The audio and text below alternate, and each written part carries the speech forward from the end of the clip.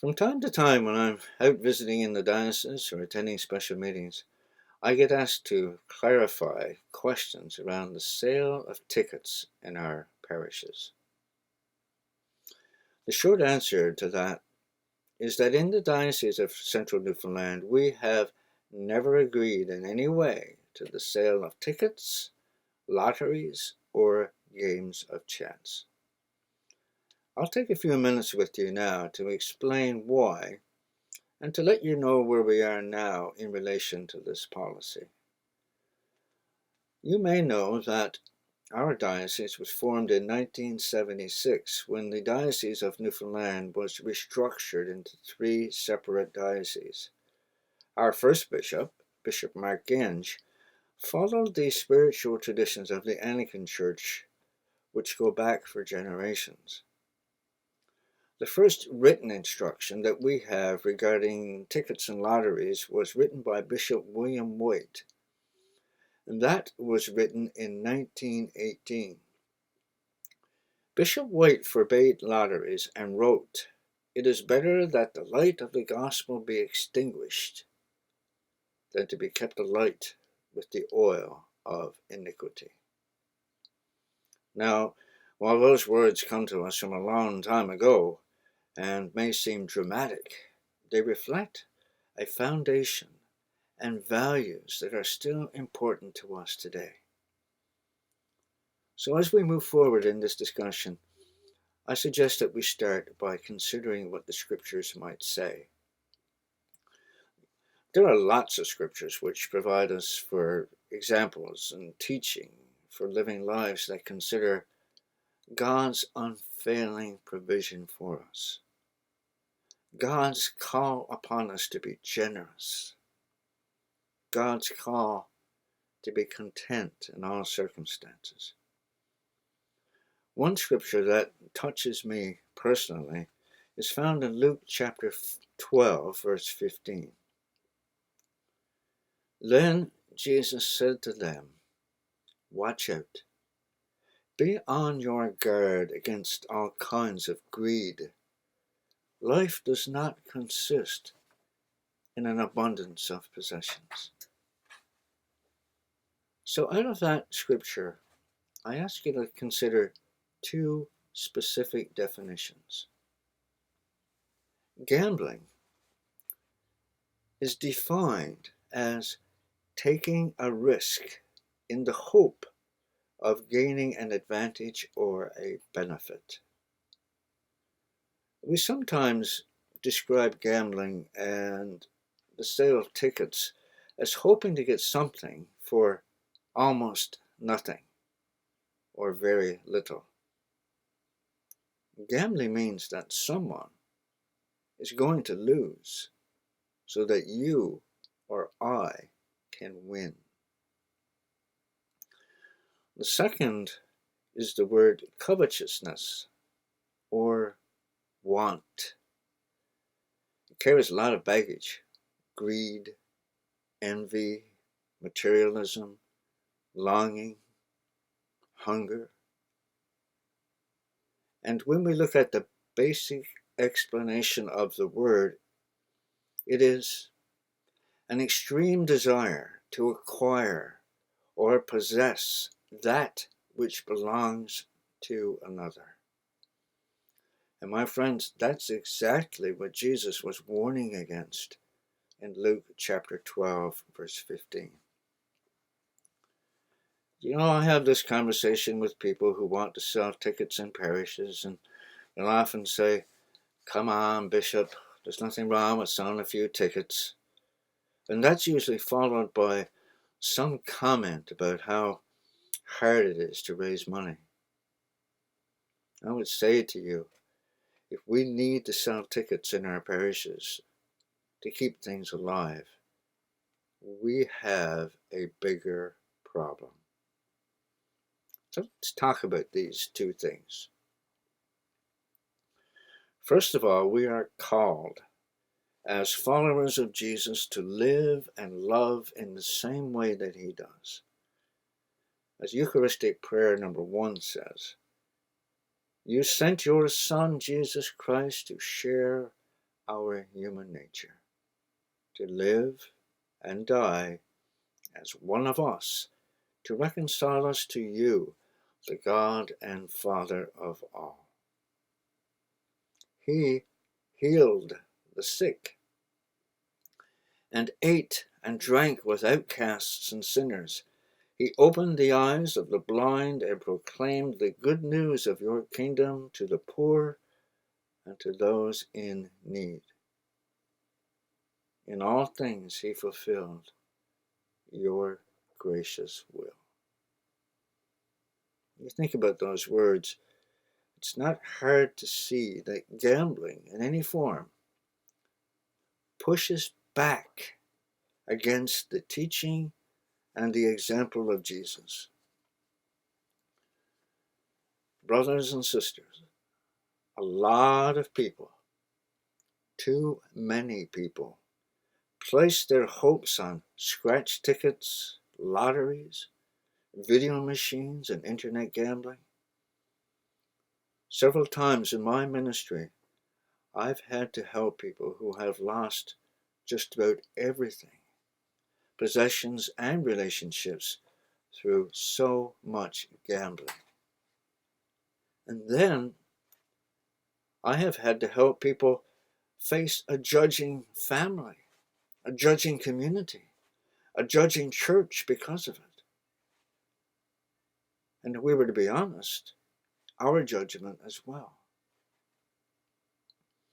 As Christians, we are called to identify with the poor, the broken, and the addicted. We are called to stand with them and never do anything that would hurt our witness of understanding and love.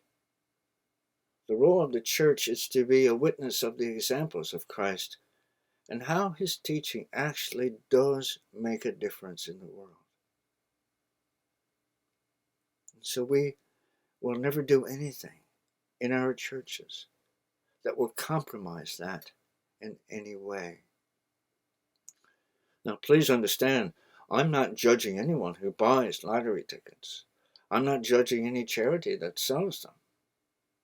But they do not have a place in a church.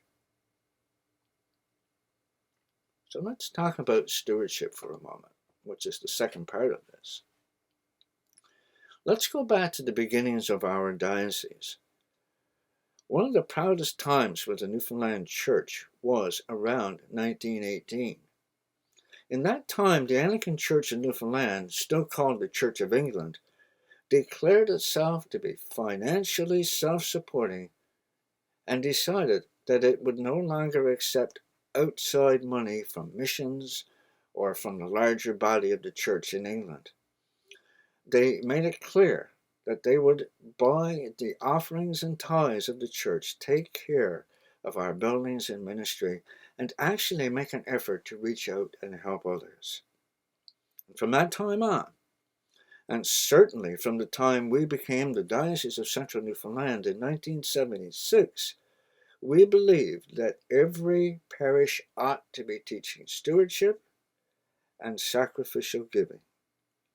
We hoped then, and we still hope, that the leaders of our church, clergy and lay, are tithing, or at the very least working toward it. If we were tithing out of a loving relationship and thanksgiving to what God has given us, we would have no problem to maintain our ministries, our parishes, our buildings, and our outreach. Gambling sometimes is called the tax on the poor. People of lower incomes will often invest in a ticket and risk what they have in the hope of gaining a larger prize. And so we must remember that as we think about the witness of a few ticket sales. They are never harmless. They deliver a larger message. Now, something else I really want you to be aware of is that no one should think that the rules about gambling are controlled by one single bishop. Please remember that your bishop is constantly moving around the larger church. And among many tasks, the bishop is to listen and discern what the Spirit is saying to our church through different events, and especially through the voices of our clergy and people. To update you, when I became bishop, one of the things that I did when meeting with our clergy was to ask them to share their stories and discernments around gambling. We went round the table and everyone shared how they felt about that and told one another how their people felt. It was a very moving time for us, I can assure you. And with just a few exceptions in our diocese and around the table with our clergy, I have been asked to be aware that we stand together in a common conviction around gambling, lotteries, and games of chance. I have been strongly asked by the large majority of our people and clergy to uphold the past policy and ministry of our diocese around gambling and games of chance.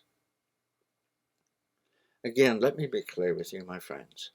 This policy has only been challenged in pockets and by a very small number of people. But even a small number of people can cause a great confusion and discontent. In most cases, when I've offered this teaching and explained why to people, it's been received with thanksgiving. It's received gladly. And some others have told me that in our parish, ticket sales have been allowed before, and I don't understand why we can't do it now. I've heard that. Some have told me that clergy have been allowing this without saying a word. I've heard different versions of that. So, first of all, let me again say to you, gambling of any sort has never in any way been permitted by the canons of our diocese. Secondly, if any member of the clergy has enabled or permitted gambling in your parish or congregation, or if your lay people have done so, they have broken communion with the church. They have broken trust and respect with other people who are trying their best to witness to the love of Christ by upholding this standard. They have said, I do not respect what other people are doing or the journey of our diocese. That's very serious. It's damaging, it's confusing, and it's hurting.